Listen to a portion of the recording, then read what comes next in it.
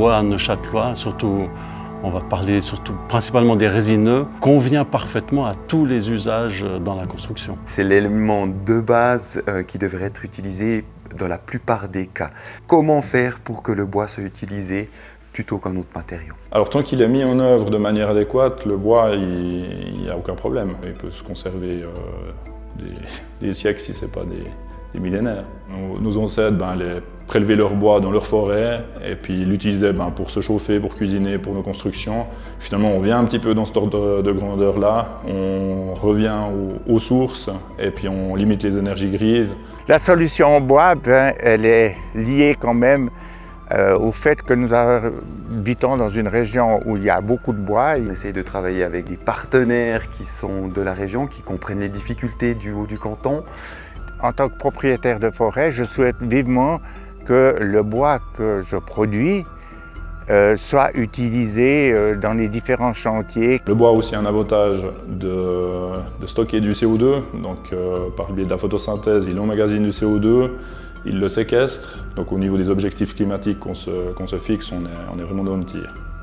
En 2021, il y a eu énormément de grêle ici, puis on a beaucoup de bois qui a été martelé par la grêle, alors que les bostриches sont un petit animal qui a toujours faim, puis qui a envie, puis dès qu'il y a des bois qui sont à peine affaiblis avec la grêle,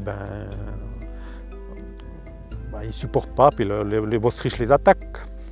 Ce bois-là, on est obligé de l'exploiter de manière précoce, donc finalement, autant l'utiliser puis le valoriser dans la construction.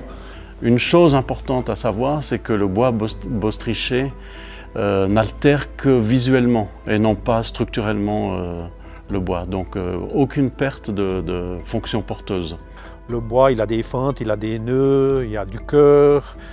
Aujourd'hui, les gens ils croient tous que le bois, c'est un pot de peinture sur une planche, quoi. C'est pas du tout la réalité, quoi. Le fait de vouloir construire en bois nécessite une certaine anticipation. C'est-à-dire que tout ce qui est de la conception bois doit être dessiné et commandé en amont. Moyennant bien sûr une petite aide de l'État, on arrive à rentrer dans nos frais. Les subventions du canton sont un plus, c'est clair. Cette mesure de promotion du bois neuchâtelois, elle arrive dans un contexte où finalement elle est vraiment là pour favoriser non seulement l'utilisation du bois, mais aussi toute la filière bois, dans le sens où ça crée des emplois, on favorise les circuits courts et puis on valorise l'économie locale.